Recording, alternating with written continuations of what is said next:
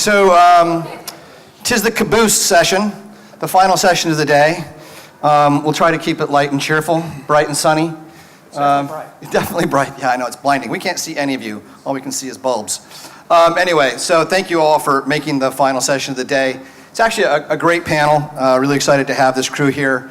I guess by way of quick introductions, let me just tell you who is joining us today. We have Rob Axman, the Chief Experience Officer and co-founder, I believe, of Brightline. Andrew Bloom, Senior Vice President of Strategic Business Development from DG. Seth Haberman, CEO of Visible World. Roger Keating, that's Roger, Senior Vice President of Hearst Television. Larry Samuels, Senior Partner and Director of Advanced Television at Group M. And Wendell Wengen, Director of Smart TV Advertising and Interactive TV Platforms at LG Electronics. And our topic today is enhanced TV on smart TVs powered by automatic content recognition. It is not, however, an automatic content recognition panel, I am happy to say. Having done about 7 of them, it's finally time to move on. And I'm the CEO of a content recognition company, and that's all we'll say about me, except for one other thing later. Anyhow, so we do have a couple of companies here that are a little new. We're not going to do introductions for everybody because most of you are somewhat known to the group. But I would like to ask Rob to give a quick overview of Brightline because the company is a little new and it's quite interesting in this context. We're really talking about enhanced TV, and these are some of the more experienced companies that have been producing enhanced TV for quite some time. So I have a slide from Rob, a little overview of what they do. Sure. So illustrated behind me is what Brightline has been doing for the past 10 years. We have a universal design, execution, and analytics tool that allows us to design, build, and launch interactive TV ad campaigns across all platforms. So our average campaign that we'll be doing for major advertisers that you can see there, from GM to Home Depot to American Express with this guy, are running across platform in 70 million homes. So we're platform agnostic. We're designing and building and normalizing the data so that a client can feel like they're getting one national turnkey footprint in what is, as you all know, a fragmented marketplace. Awesome. I think of you guys as quilters. Quilters, you kind of assemble market reach through a variety of tactics. That's my term for you. And actually, Andrew, I think also DG's gone through a lot of changes. Company has not really been a part of this too much in the past. Maybe just a quick overview of what you guys are up to these days. Sure. DG, some of you may know of it, it's DG Fast Channel. It was the company that digitized the way in which TV commercials created at production facilities and agencies and delivered to all of the networks. About 80-85% of all TV commercials are delivered over the DG platform. But what's interesting is that DG owns a company called MediaMind that's one of the largest ad-serving companies in the world. We work in about 80 different countries, and ultimately the thought was that the future of TV ad delivery is going to look more like the way in which ads are addressed and targeted and dynamically optimized in online. So that was why DG bought MediaMind, and excited to be on the panel. Awesome, thank you. And Roger here from Hearst has a somewhat different take on his place here and why, and he asked me to present this chart. You're all expected to digest this fully. I think that says it all. Any questions? Yeah. So I'm Roger Keating with Hearst, and Hearst owns a bunch of TV stations, 29 TV stations. And I guess the thing I would say is you don't typically meet a lot of local broadcasters at conferences like this. And we haven't been present in several of the prior waves of interactive trials. You know, every 3 years there's a wave, and then we go dormant for 3 years, and it happens again. And people on this panel have lived through about 5 waves. Well, we're really active these days because we believe there's a wave coming now that broadcasters should really be a part of. The reason I put up this slide is each one of those boxes shows the top 10 shows for the 20 days of the sweeps period of May of this year. And I've got it color-coded. So the white shows are network primetime shows. The purple shows, there's 5 of them, are cable TV network shows. It happens that this was during the NBA finals, so those are all TNT NBA games. And then the yellow highlighted shows are local news broadcasts. And the reason I show this is local broadcasters typically are overlooked as partners when one's talking about rolling out new services. And all I'm trying to make the point of through this slide is that Americans watch a ton of local broadcasts. You don't see it in Nielsen. We're not rolled up together into one show. We're not cumed across all of our day parts. But if you were to do that, there is no show that is viewed more than local broadcasts every single day of the week. Over 5 of the top 10 shows every day during the sweeps period, and this happens to be Oklahoma City, was the local broadcaster. So anyway, broadcasters are really leaning into this next era of interactive TV, whether it's overlays or targetability. Yeah, we've had a number of discussions, and actually I think over the next few years, an awful lot of the implications of all these changes will express themselves for the local broadcast market. It's fascinating. I traditionally put up a slide sort of like this, which is the latest and greatest update on what we think the enhanced TV footprint looks like for smart TVs with ACR. This is actually from Parks Associates. If anyone's interested, we just relaunched our website, and there's a full, about a 16-page white paper about kind of the implications of enhanced TV on smart TVs, actually for content providers. Is there a reason there's no year? Yeah, there is, because my cut and paste tool was really screwed up. But it's basically 2013, which has 3.1 million households in it, growing to 48, thank you, Seth, to 48 million. I think that's at 2018. So it's an interesting view from a household level of the growth of the footprint of the capability, which is the platform for today's discussion. So if anybody wants to download that white paper, it's now available on our new website. It just went up today, yay, at long last. All right, so we've got a series of topics. We'll kick it off with this.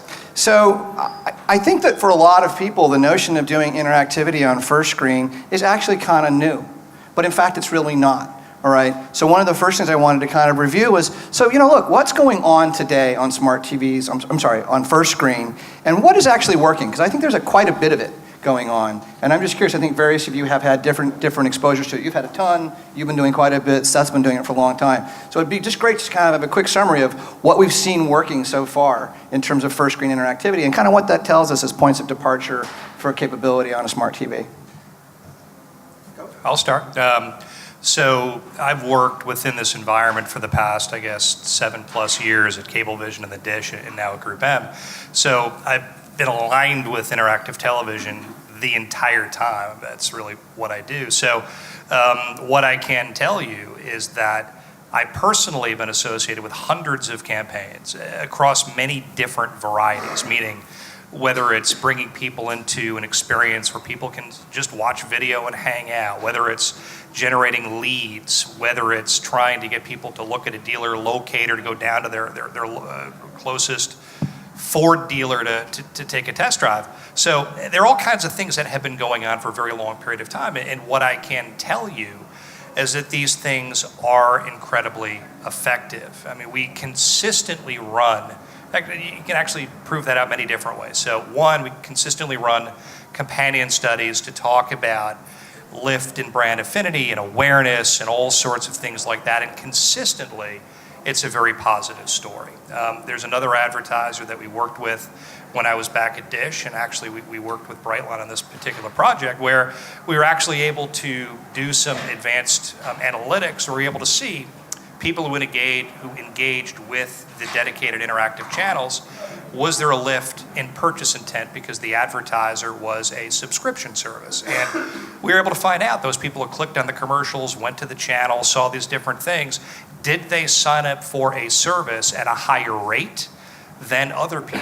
And across the board, the answer was yes. So whether it's lead generation, where we've seen astounding numbers, whether it's ROI metrics like that, where we've seen actual return, or whether it's companion studies, there's a really strong, compelling story out here that this stuff is there. It's been working for a long period of time. And again, it is effective. Yeah, and just reinforce, it's certainly not new. I mean, we have done over 500 interactive TV ad executions, probably more than half with this guy here across 3 different jobs. And I mean, Hellman's, we've done 25 interactive TV ad campaigns for Hellman's, hardly viewed as an early adopter of new technology. So that should tell you a lot in terms of how tried and true the space has become over the past few years. But in terms of what is working, I think I'm talking from an advertiser perspective, and it's offering value to the consumer in some way, shape, or form. For Maybelline, that value is saying, do you want to get tips and free how-to videos to learn how to get the different looks that you're seeing on this particular TV show? I mean, that's value for the consumer. So they're clicking for tips and makeup and how to get different looks. Mine was always the favorite was the Glam Pony. And then you have others like food brands who typically offer recipes. So again, there's a value exchange with the consumer and they're clicking for something compelling that they're able to have a deep engagement with. And to Larry's point, in addition to volume, we're seeing millions of engagements in a span of sometimes as little as 2 weeks. Brands are not seeing that on their websites in 6 months. And then in terms of the lifts that we're seeing across the board, they're substantial.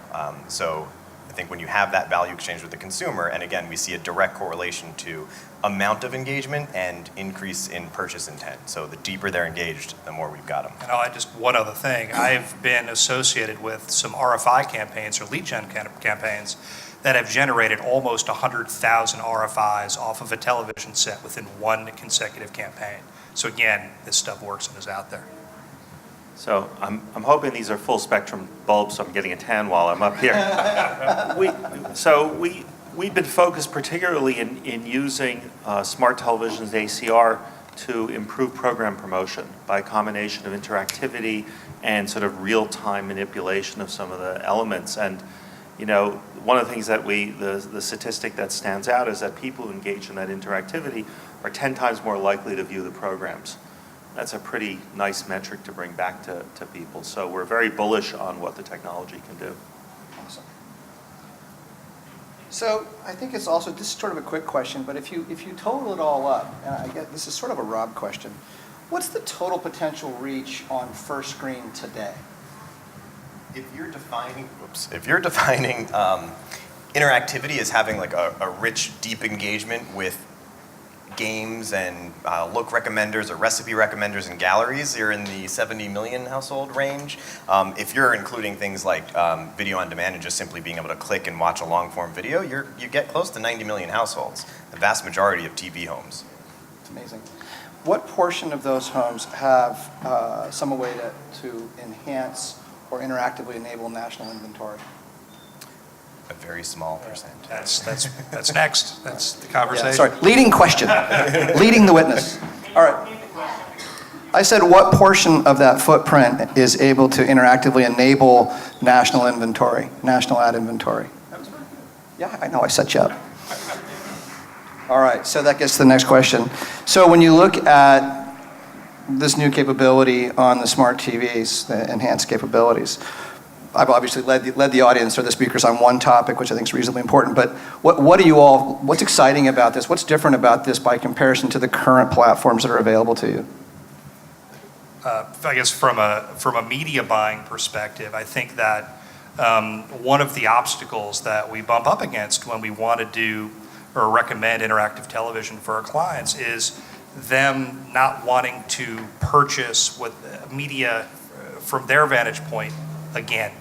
So by being able to make national spots or network spots that they're already purchasing interactive, one, it increases the likelihood that they're going to play with more things, and from the advertiser's vantage point, they're going to be investing their money potentially a little bit better depending upon what the outcome is and what the experience is, et cetera, but there's a great deal of potential behind that. From an experience perspective, it's incredibly exciting because I think we've been bound to legacy set-top technology for quite some time, which is a bit limited and rigid. It's also a walled garden. Now that we're over IP and having HTML5 experiences, we're able to tap into all sorts of APIs, social APIs. So we have live Pinterest feeds coming into our actual brand experiences, live Twitter feeds coming into the experiences. We're enabling authentication so people can, with the remote, click and share out to other places. And then, of course, when you talk about this new turf, we can tap into commerce APIs and even bring commerce to the TV screen. Right. So the functionality goes to a whole new level. And then not to mention data and analytics becoming a real-time, second by second, we can look, optimize on the fly, not wait weeks to get data back from a provider. Get the data back. Right. For those who remember. Words of a veteran, yes. Be nice. just to add to that, I think on the creative side, it really offers some of the opportunities you're seeing on the digital side, rich media and video interactivity, where we've known for a long time that, the more interactive the ad is, the better the engagement is, often the better the conversion is. And I think that's really the opportunity. But one thing I think is, although it's still very small, and obviously Michael and team are trying to change that, it does begin to offer the promise of scale, because it's just the different operating systems, the different versions at the set-top box level is just I think a real challenge. And I mean, to say right now that we've solved it on the smart TV side, I don't think it's there yet, but HTML5 and some of the standards which are there, it does offer the promise that this could be an easier way to deploy.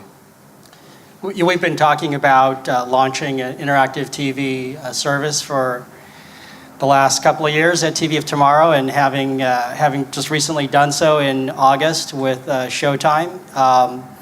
I think one of the lessons that they have, and David Preisman, who we've worked with at Showtime and presented this morning, he has a slide that has 10 reasons why smart TV, using smart TV for interactive TV is different this time. I boil it down to, though, I think the most important one is the graphics fidelity being, something that wasn't really possible to do in the past, and very similar to the very high-end, professionally produced on-air graphics that you see today. Right. Yeah, so I'll be a panelist for a second. I actually seem to see kind of a recurrence of two things as well. One is sort of seconding what you just said. Because you're running in an HTML5 environment, the application you build gets to leverage the power of the cloud and all the existing app infrastructure that's out there. So building a social experience is little more than having a Twitter authentication capability. You don't need to build Twitter. That works. This is actually an example of an app that this is a one-word ad. Who knows the word? Matthew, what's the one word in this ad? Whoo! Anyway, it's a silly ad about fish. But anyway, they built an SMS couponing system. They didn't have to create SMS. They have a real-time transaction capability. They can deliver a coupon to the phone with ordinary back-end infrastructure. All that stuff works because the TV is now a native part of the web world at the app layer. And I think that's a big deal. The other thing is, coming from my own experience, it's very, very difficult to build apps on set-top box platforms that gather a lot of information or transact with the end user, because very commonly the distributor is a bit resistant to that. Here we have an ability for advertisers and programming networks to really build a relationship with a customer, to transact with them, to learn information about them, so forth. The openness, the strategic openness of the marketplace is also really distinct from what we've had in the past. We don't have a demo. However, I would encourage you, if you have a moment and you want to see some of the fidelity that he's talking about, there's some new demos from DG down in our demo station showing, an invitation during a 30-second spot, which when clicked, launches what amounts to a mini site. And it's very rich and has a whole lot of value for advertisers. That sort of thing, I think, represents a really significant source of potential value for folks that are coming soon. I will leave that. So I guess the next question is, this is a somewhat new business, and Wendell in particular, I think, was interested in having this discussion. How do you guys see the ecosystem forming, the best ecosystem? What's the right way, I should say, for this ecosystem to evolve to support this new business? Well, I'll start the discussion. So in terms of the constituents involved, you have, if you think of it as a value chain or a hierarchical stack, or sort of at the bottom, you have the devices themselves, the TV manufacturers, embedding into them the automatic content recognition technology from folks like Cognitive Networks. You have companies developing the applications like Brightline.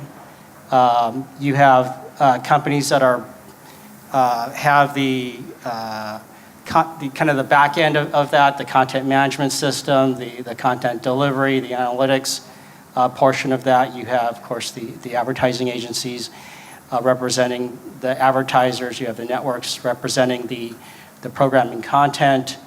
Have I left anything out there?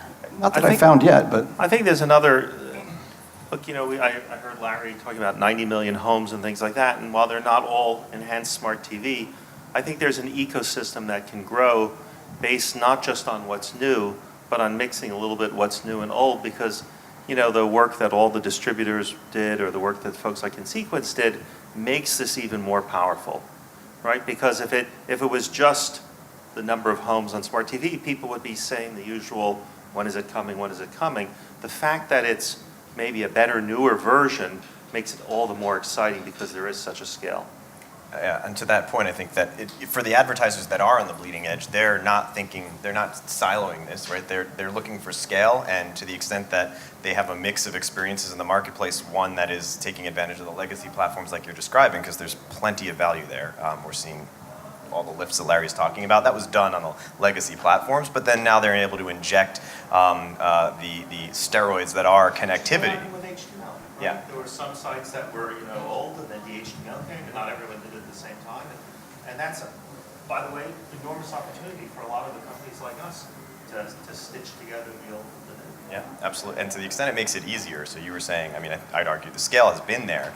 It definitely makes it easier, I think, on the buying side, which only helps us, because once it becomes easy for planners and buyers to incorporate into the plan simply and easily, then obviously that benefits us to churn out more experiences. And then picking up on that, I think what we have to be mindful of is how these relationships develop. So it's sort of like the Wild West, where all of a sudden an advertiser could put a spot on a screen that was interactive, really out of nowhere. So I think that collectively the platforms, the operators, the advertisers, the programmers, the networks, I think we're in a sort of a fun yet scary period right now where we have this new big, thing in front of us that's pretty exciting, but we all need to have open dialogue and open communication about how we want to bring this stuff into the marketplace, and just have to be, I think, careful and mindful that everybody is coming out ahead collectively. So it's a huge period of transition in our business right now. it's true. It seems, though, that one of the kind of guiding principles is that it is substantially accretive, right? So you may not know exactly, as any one of the value chain players, you may not know exactly what the implications are for you, but it's not really bad. The industry's going to grow, right? I think that there are those who worry a bit about potential shift in leverage, that kind of thing. But the truth is, total value of TV advertising and to a degree TV content, I think is going to grow. The other thing is, by degrees, I did a presentation down to the broadband OTT conference crew, and I called them the crowd of or. And what I mean by that is they have this mentality that TV viewing is either watching what they'll call legacy TV, the thing we all watch so much of, or watching OTT. And I said, I don't really understand why it's or. Why can't it be and? And to a large degree, I think what we're really doing with a converged TV with an HTML5 layer that you can now build apps that can do just about anything, you're also creating an and statement, and that and statement should be really, really good for the overall television ecosystem. And there's a sort of companion to that, which is, still there for one more. There's a companion to that because very often, even if you have a minority of devices, the fact that the information is so fast, that can then impact the larger environment where the information is slow. So these are like your proxies, learn what people are doing instantaneously, and then spread it out on the other one. So if you get a lot more information back right away from the smart TVs, maybe change the offer, maybe the graphics and things like that on those slower environments. So there's a lot of synergy between those two things. There's so much new here, and I think that people tend to be afraid of what they don't know and what they don't understand. And we're entering a period where this is a giant unknown in terms of what the potential is. And again, I think it's about relationships and partnerships and dialogue and everything else so that we all figure this out together. I think one of the interesting perspectives that I sort of our company has on this is, will the ecosystem evolve to be really led from the demand side, the advertiser side? The data is really ultimately owned by the advertiser. They're in control of it. They're getting in real time. They're able to deliver ads, change ads based on what they learn about viewing behaviors and other information they have outside this ecosystem. We haven't, maybe we'll talk about cross-device here. Or will it be dominated by the TV companies, the content companies, the guys who are trying to own the content and the delivery. That's a world in which, that says that everything should stay the same. It's always been, we're grappling with TV everywhere and everything, but we're still going to try and control everything. Now, that to me is a very different world than the world in which, where digital's evolved to, where, when advertisers like P&G and Unilever are doing global campaigns, they're in control of the ad being delivered, they're in control of the data that comes back. So I just think, ultimately, if you sort of think about that with the lens here, like how is enhanced TV advertising going to evolve? Is it going to evolve more to be how digital works, where the data, the ability to optimize the ad sits with the advertiser, or is it still going to be controlled by the content companies, the delivery platforms? And I think this is going to end up in it could go 2 different ways. I think it's actually, so far it's been, in the connected world, it's been open. We haven't been running into too much. You mentioned Unilever. Hellman's actually has a tangible example of that. We launched in sync with kind of legacy work, but there was also a connected version of that experience, and that we had 10 different versions that launched into the marketplace simultaneously, each with a different recipe video playing on entry to the experience. And within, the first day, we were able to look at which of the opening recipes was driving the highest duration and which was turning people off, and we're able to make that optimization on the fly and work directly, report right back to that brand manager. This is the data. We didn't have to wait for the different vendors and distributors to bring that back to us because we had our dashboard plugged directly into it. So on that front, so far so good. Yeah, I think I see the same thing. It seems to me that substantially the architecture of the data model is very open, and it's really designed to benefit the user, whomever it might be at that moment, an advertiser, a programmer, whomever, right? That's what I've seen. I think the other thing that's interesting is you were kind of alluding to a touchy topic, but it's kind of almost worth just putting out there. Applications don't live on our network the same way video does. You can deliver a video ad spot to 20 networks, and 20 networks can all deliver the exact same experience to their various audiences. That's fine for a video ad spot. But applications have business rules. We've talked about this a lot. And the most common one might be frequency capping. I only want to present this coupon offer 7 times to this particular household. Well, if you have the application running in 20 silos, of course, one guy doesn't know what happened on the other 19 presentations. So app delivery itself, the physical building and delivery of these apps and the campaign management systems that ensure the advertiser's goals are met tend to want to be centralized. That doesn't mean that the benefit of the business gets centralized too. And so when you look at kind of the grand bargain that we all know is coming, I think this year we'll spend a lot of time learning about what's valuable, what's cool, what works. I'm sure we're going to hear a bit back about what doesn't work too, right, business-wise. And then we're going to sit down, I'm pretty sure, over the course of this year and next, and we're going to figure out how everybody works together to make the ecosystem happen. So that's kind of the great looming drama. Yeah, that's the great looming drama. Okay. But down at the very simple level, I guess there's a basic question, which is, all right, so we've been doing this for a while. What do brands really want to do? We'll start with brands, and the other question was agencies, because they're maybe a little different. But what's exciting, and interestingly, we should divide this nationally and locally, because Roger's smiling, and I know he has a different view of it from in terms of local inventory. Well, I just thought sell products. Yeah, okay, but okay, how many different brand briefs are there with a TV ad campaign, right? Sell something. Let's introduce something.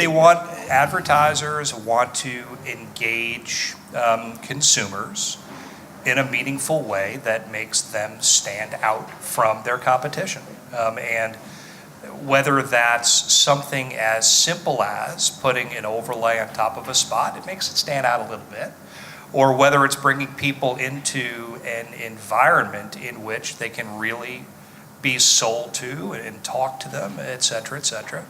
And then there's the whole targeting variable of all this stuff, which eventually is going to become possible within the network world, because this type of technology and data and everything else is going to make that realistic and possible. And then it becomes about eliminating waste and making sure that you're reaching the right person all the time and not wasting your investment. I think the upside of what we're all talking about today exists to do all of whatever the English I'm looking for is. It's possible to do all of those things, and as scale comes, it just becomes that much more valuable. Rob? I like starting with they want to sell a product. A lot of Yeah, people yeah. sometimes forget that doing something cool isn't necessarily fulfilling on their objectives. But in order to do that, right, every brand has a story and every product has a story. And every brand manager starts with a brief that is always way longer with a lot more communication points than they'll ever be able to fit in a banner or a 30-second commercial.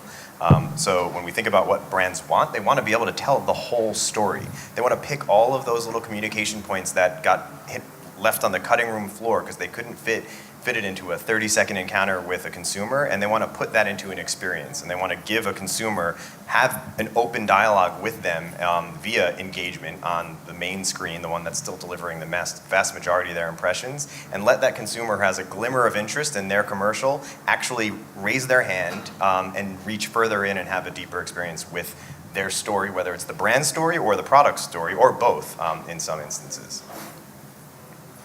That's pretty easy. Yeah, simple.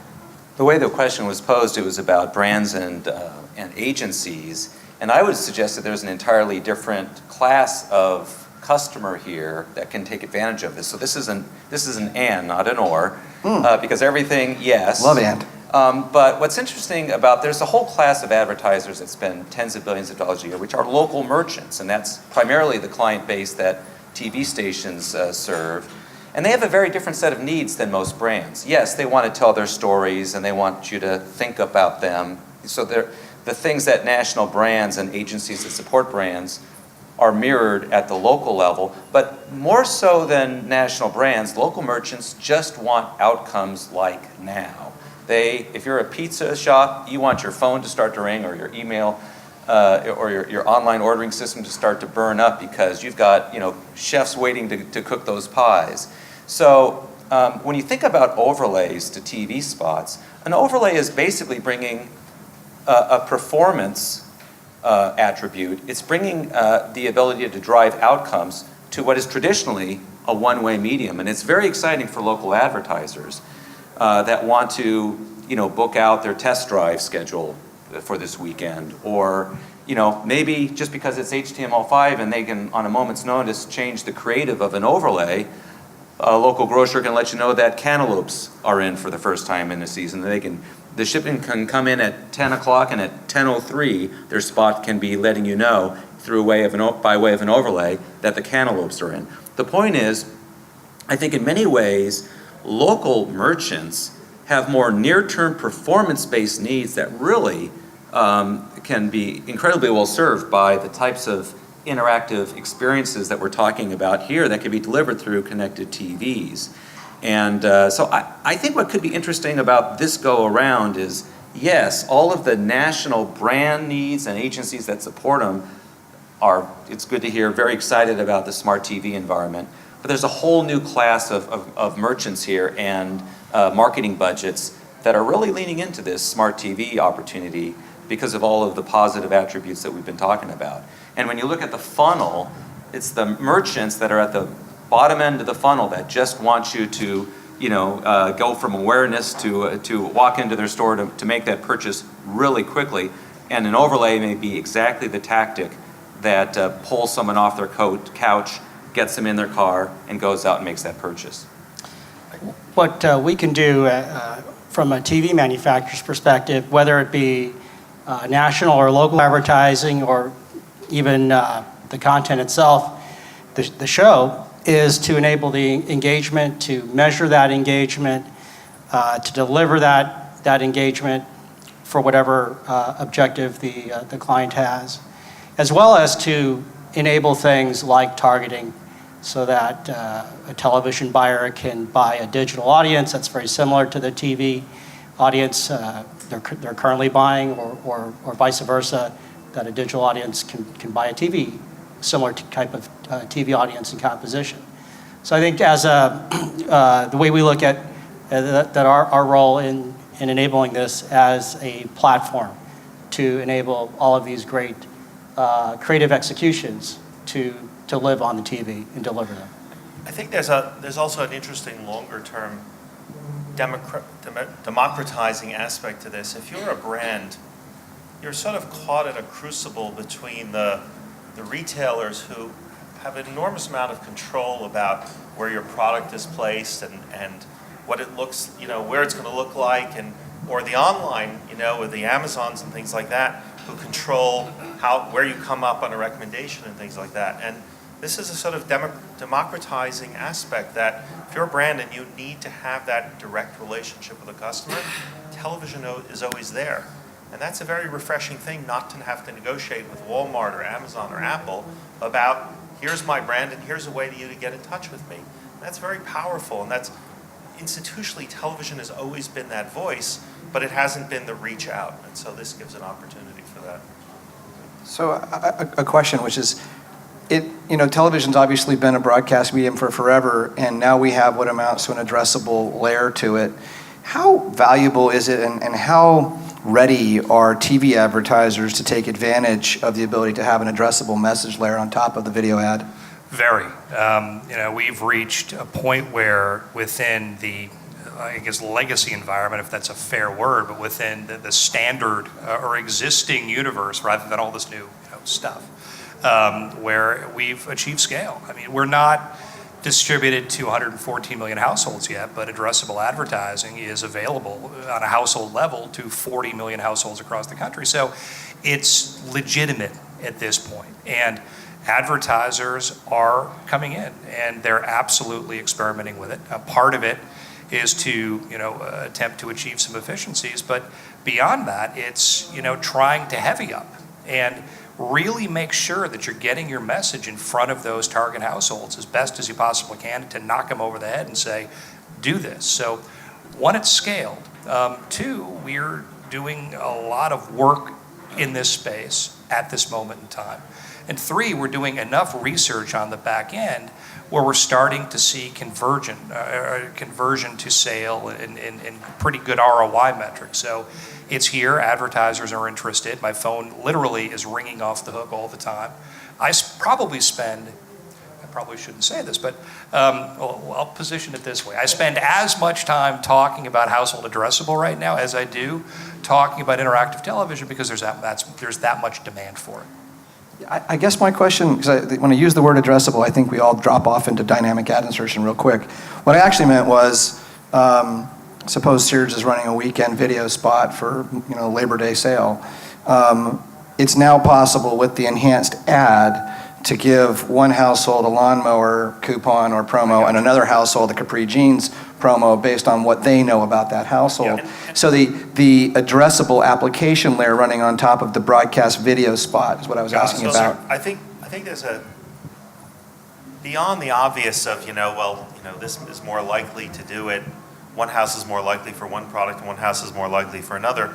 There's something that it enables that's never even before been possible, because you may have an offer that's only applicable to certain people, which you never would have put something like that on television before. And so it enables television to bridge that disconnect between how much advertisers know about their customers and what television traditionally has been used to communicate. And picking up on that, one point that I'll make, we're running a campaign on behalf of one of our advertisers now with Dish Network, leveraging interactive spots. And what I'm really curious to see is whether or not people click at a higher rate when it's a really targeted audience versus all the other work that we've done previously. So as we talk about change, that's the next thing. I'm very curious. We don't know yet. Right, because I think there's the efficiency play, which I don't envy the folks who have to figure that part of it out. A whole nice spreadsheet, it's cool. But from like an interactive hook perspective, we had previously was like one hook to everybody. But when you think about these deep experiences, there's a lot of different things in there that are going to appeal to a lot of different people, different types of recipes, some games, recommenders.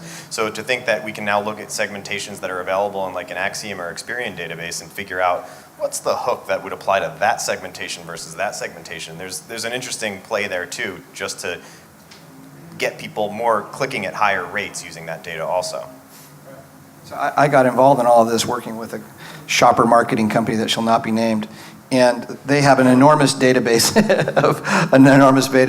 of everything that people purchase at grocery stores, and their whole business revolves around a differentiated coupon value for different valued customers. So a light user of a customer might get a 99-cent coupon, a medium heavy guy might get a $1.99, and a heavy user of the competing product might get a $2.99 coupon. And they're building an enormous capability, basically giant enterprise back end, just to do that for Coke, for a Coke ad, a couponing system. And I tend to think that we'll see, as brands and their enterprise side and their CRM side start to understand what's possible here, a lot of that kind of connective tissue to the TV marketing systems. Actually, I have a question about agencies now, because I don't really understand them very well. I don't. It's like the giant black hole of my understanding of the TV world. It is in my impression, however, that sometimes agencies are a little slow to embrace new things. Would you say that's true?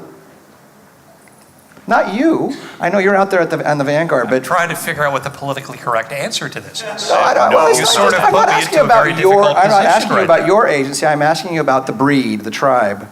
And actually, so let me ask the question a little easier way. To what extent do you think that the agency world is starting to wheel and pay attention to this, to pay attention to it with interest, or to pay attention to it with a certain amount of skepticism?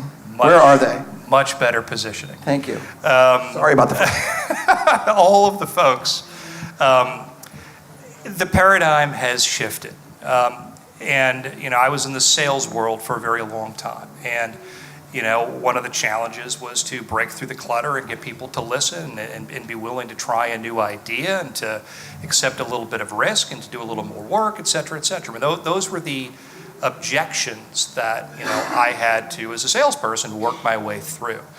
What I can tell you is that everybody knows now that this new world has arrived, meaning all the different account teams. And when I tell you that I'm splitting my time between household addressable and ITV and all these other things, my phone literally is ringing off the hook with people and teams and accounts asking about household addressability. So my point is that people are aware that these new things are present. They are willing to take more chances than they were previously because there are hundreds of interactive television campaigns that have been done, so there's less risk. It's no longer a complete unknown. It's getting much, much better than when I first started to call on this marketplace years ago. And that's not because I'm biased and because I'm in the environment, that's reality. I mean, these people that I'm talking to internally, they're pretty informed. They know what they're talking about. Great. Well, the only thing I would say is that's not such a great litmus because they know that's your job, so they're calling you. I still think there's a lot of people who are There are campaigns going on around me also. That absolutely happens all the time, which I don't like. I'd rather they called me first, but that absolutely happens as well. Larry, isn't part of the question Michael's asking that at some point when you move beyond it being cool and sexy and you get the first, right, which I think we're way beyond that, it actually needs to become simple, right? Absolutely. And big agencies in particular thrive on being able to spend lots of money on stuff that works because it's simple. And I'm just not sure this is simple yet, which I think is part of that's really what the question is, right? Well, I think that depends upon who you talk to. If I walk into a team's office, and I don't want to sound self-serving at this particular moment in time, but if they pick up the phone, they call me, they lay out their goals and objectives in front of me, and I understand what they're trying to go after. I've spent enough time, and there are other people like me within this environment that I know exactly who to call, exactly how to get it done, and it can become simple if you have that conversation. Yeah, I think that we are 12 to 18 months from having standard workflows that allow us to do production, easy delivery of lots of campaigns at scale. I think we, on my end, are just learning what we need to do to facilitate that with an agency, with a team like yours. So, yeah, I think that's actually fair. I don't think we're at simple yet. I think it's promising insofar as, we do have very likely a common HTML5 commitment across all the smart TVs. They will always be a little different, but they will not be as different as various mobile platforms, for example. There will be a little bit of UX variation, but it should be handled in style sheets. And I think that the business gets really fast and big when developers at Brightline, developers working for your various crews have got an inventory of working templates, and they're mostly skinning stuff that already works on 10 TV forms. Right, that's when you're going to start to see scale. So there's a way to get to simple, But I think we're still finding core value, core business case, and so forth. We're not, mainstream. The next question up is when will this be mainstream, and kind of define it and what's the path. And part of it is standardizing workflows and standardizing units. I mean, Ashley, she's not here today. Wow, would normally stand up and say at this point, God damn it, we have to have standard units that people can buy on a standard basis. And she's not wrong. She's right. That's her flag that she carries, her torch. But anyway, I agree with that. I think that's well said, and the sense I have is some of the work some of the case studies we've even seen here, brilliant, amazing, but very much bespoke, where it's created by an incredibly talented team of 5 people working for a month or two, and that just doesn't scale as you move it down the funnel to local broadcasters. There really has to be, to your point, Mike, and it's heading there, I'm sure, there has to be a lot of standardization. Just even in terms of how this stuff is priced, it has to be as simple as selling a spot where you say, would you like fries with that, Right. with that burger? So, Right. you're buying a TV spot, would you like an overlay with that? Great. Here's how I know how to price that. I know how to enter that into my order system. I know the 3 pieces of information I need to leave the shop with so I can load it into the system so it pops up. I need to give you a login for your dashboard so that you can customize the HTML5, it's there, but it isn't, I guess the future's there, it's just not fully, what's the phrase? I've been around the show today, that's coming, right?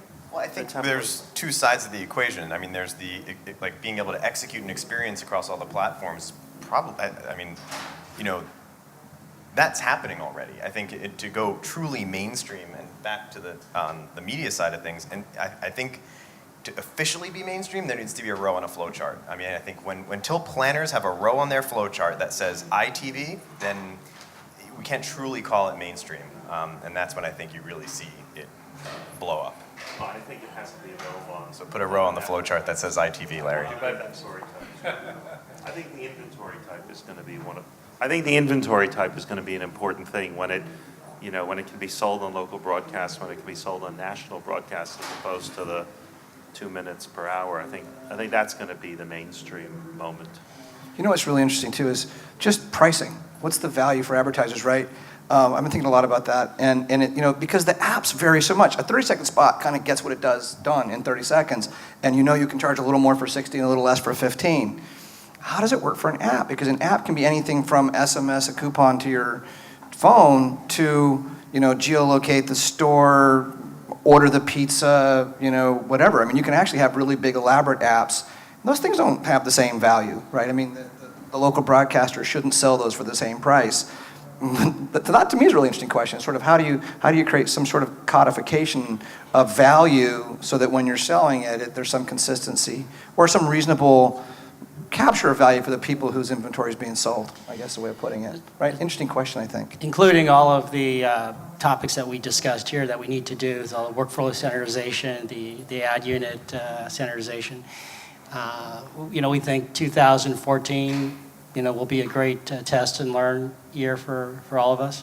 And 2015 would be mainstream. And kind of the metric that we've heard, 10 million units addressable as a total addressable market across all the TV manufacturers, is a good start. And 20 million, I think, starts to get more mainstream. Does that fit with your expectation? It seems like that's always been a little bit of urban lore, I guess, that at 10 million units, advertisers will start, some portion of them will start to spend on a production basis.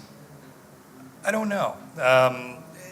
It used to be the magic number when I worked at Court TV 900 years ago, that once we hit 40 million households and everybody would start to send us money, and I think that was a threshold of some significance. Within this space, I think it's more about selling value. And I don't know that 10 million is necessary. And what I mean by that is, I go back to when I was working at Cablevision years ago. We had a great product that delivered a lot of people. It delivered great engagement. And we were very successful in selling that as a standalone, not tied to other advertisers. So I think that if you can present value, if you can present a real solid idea, and if you can come up with substantive data and metrics that can demonstrate ROI in the back end, and lead to something or yield something tangible. I don't know that 10 million is necessary. I don't know if. I think, well, it depends on where the advertiser is in their exploration of this, because if we're talking about, so L'Oreal, they're in 70 plus million homes, they're doing it at scale. So when you introduce new, smaller opportunities, 100,000 homes is interesting to them because they're already doing a scaled interactive TV program. They're ramped up for that no matter what and spending big and developing creative for it. So if a few smaller shiny objects come along, for them, sure, why wouldn't we include that in the broader experience? If you're going to try and convince an advertiser out of the gate for their first program ever in anything along the lines of what we're all talking about here, that they should care about 10 million to dive in, it's a different question. Luckily, we have the benefit of clients who are doing it at full scale, so when we introduce shiny objects like you guys are offering, they love it. I was going to say, it depends on the type of advertiser. If you're running an acquisition campaign, any incremental value is good. So, your Amex campaign, if you said to Amex, look, we're going to get you 300,000 new cardholders, but we're only going to have a reach of 10 million. It's 300,000. That's all they care about. So there are people in the absolute reach business and there are people in the relative reach business.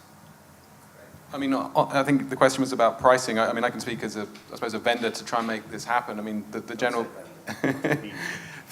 the general sort of theory is that if it's a reach campaign and there's a low level of interactivity, you charge X, and if the ad has a lot more interactivity and a lot more data points, you can charge X plus Y, right? I mean, it's pretty, that in the digital realm at least is the way it works. And if you can ultimately then tie it back to some conversion event and you want to sort of move off delivery into actual actions or engagements of some sort, well, not just engagements, but actions, you can then blow it out into a whole new model. I'm not really sure necessarily. I'm not sure Larry, advertisers are doing that in interactive TV, but that would be, I suppose, the holy grail. But short of going as far as that, moving off of CPM to some kind of engagement metric or CPM plus an engagement metric, I think that's how the guys making this possible would want to extract the value. I think that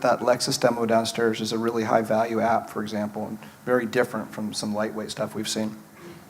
Well, cool. So we've got no time left, but we're going to violate the rules just a little because it's cocktails later and no one really cares by 1 or 2 minutes anyway. Yeah. So the last question really is, kind of more of a hopes and dreams sort of question. But so you fast forward 3 years, which is enough time for us to implement dynamic addressable advertising and to basically add any rich media and targeting feature you would like. What sorts of things are really nirvana from your point of view and maybe 3 years is an optimistic time frame, but it's kind of not much more than that in terms of what you're going to build for advertisers in that time frame? I guess from my vantage point, I think all this stuff is going to scale. I think this type of connectivity is going to change the marketplace. I think that the networks are going to find a way to work with this stuff. I think that we're going to find a way to work together. The next 3 years within our industry really might be, from a data perspective, from a design perspective, from an engagement perspective, 3 of the most exciting years in our industry. It's happening that fast. It might even be shorter than that. Yeah, I think we're already, building some of it, and I think in 3 years I'm hoping that it's on every single television. So I think in 3 years I'd hope we get the scale for some of the things that we've already set out building, that is targeting consumers based on household segmentations that take them into deep experiences that are already predicting and understanding who they are and serving up the right content, the right brand at the right time, and remembering what they've seen in the past, so we're not serving the same message to that same person over and over, and each time they enter, we're treating them with something different and then moving them from the start of the funnel all the way down to the end of the funnel every time they encounter that brand on the television set. Hallelujah, brother. That's right on. I totally agree. No, I totally agree with that. That was right it. That was it. I just add, in 3 years, we would have gone through a long series of experiments on different kinds of ad units, really figured out some new ones that'd be very effective, and then at some point down the line, whether it's 3 years or a little bit later, having actual dynamically addressable, insertable advertising.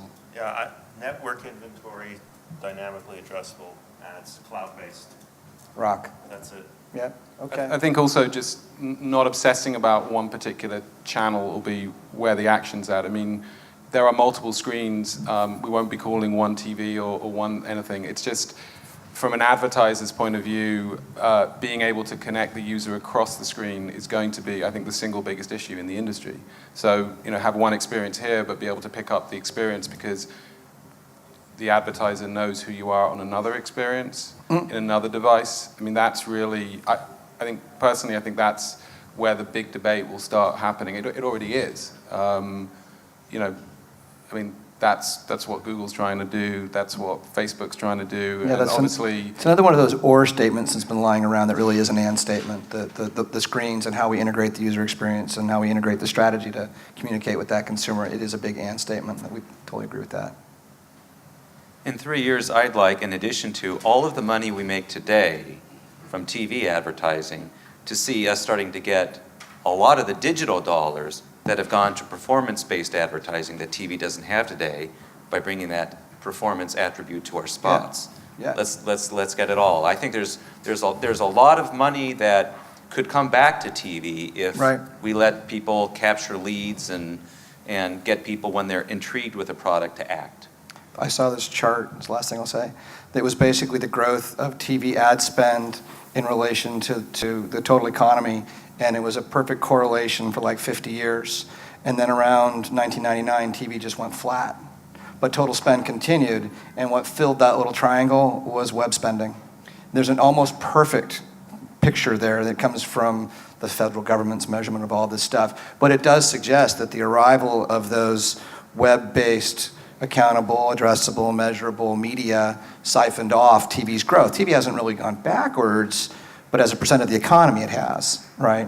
And so the opportunity to restore growth to television with these attributes is what should be one of the major sources of accretion that we were talking about earlier on. That's it, guys. Thank you so much. Appreciate it. Appreciate your time.